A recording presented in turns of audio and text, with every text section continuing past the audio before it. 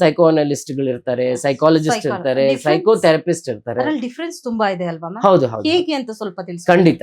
Psychiatrist ಯಾರು ಅಂದ್ರೆ ಅವರು ಮೆಡಿಕಲ್ ಇದರಲ್ಲಿ ಓದಿ ಅವರು ತಜ್ಞರಾಗಿರ್ತಾರೆ ಅಂಡ್ ಅವರು ಟ್ಯಾಬ್ಲೆಟ್ಸ್ ಕೊಡೋದಿಕ್ಕೆ ಶಕ್ತರಾಗಿರ್ತಾರೆ. ಅಂಡ್ ಇವಾಗ ನಂದು ಏನೇ ನೀನ್ ಪ್ರಾಬ್ಲಮ್ ಹೇಳ್ಕೊಂಡ್ರು ನಾನು ಅದಕ್ಕೆ ನಿನ್ಗೆ ಯಾವ್ದನ್ನ ಒಂದು ಮೆಡಿಸಿನ್ ಕೊಟ್ಟು ಅದರಿಂದ ಕ್ಯೂರ್ ಮಾಡ್ತೀನಿ.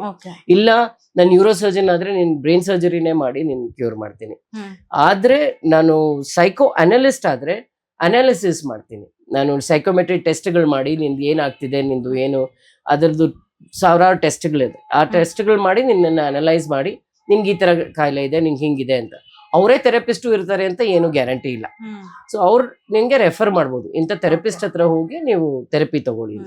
ಸೊ ನಾವು ಸೈಕೋ ಥೆರಪಿಸ್ಟ್ ನಾವು 3ನೇ ಭಾಗಕ್ಕೆ ಬರ್ತೀವಿ.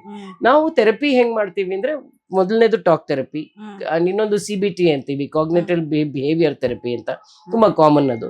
ಆಮೇಲೆ ಬೇಕಾದಷ್ಟು ಬೇರೆ ಬೇರೆ ಇದೆ, ಡಿಸೆನ್ಸಿಟೈಸೇಷನ್ ಇರುತ್ತೆ, ಟ್ರಾಮಾ ರಿಲೇಟೆಡ್ ಥೆರಪೀಸ್ ಇರುತ್ತೆ. ಸೊ ಎಲ್ಲ ಬೇರೆ ಬೇರೆ ತರ ಥೆರಪೀಸ್ನ ನಾವು ಉಪಯೋಗಿಸಿ ಆ ವ್ಯಕ್ತಿಯ ಮನೋಬಲನ ನಾವು ಇನ್ಕ್ರೀಸ್ ಮಾಡಿ ಅವ್ರಿಗೆ ಜೀವನ ಮಾಡಲಿಕ್ಕೆ ಕಂಪ್ಲೀಟ್ ಆಗಿ ಅವರು ಸಶಕ್ತರು ಅಂತ ಹೇಳಿ ಮಾಡಿ, ಆಮೇಲೆ ಅವ್ರಿಗೆ ಯಾವಾಗ ಕಂಪ್ಲೀಟ್ ಅವ್ರಿಗೆ ಗುಣ ಆಗಿದೆ ಅಂತ ನಮ್ಗೆ ಅನ್ಸಿದಾಗ ಅವ್ರನ್ನ ಸಮಾಜದಲ್ಲಿ ನೀವು ಆರಾಮಾಗಿ ಇವಾಗ ಫೇಸ್ ಮಾಡ್ಬೋದು ಅಂತ ಹೇಳ್ತೀವಿ.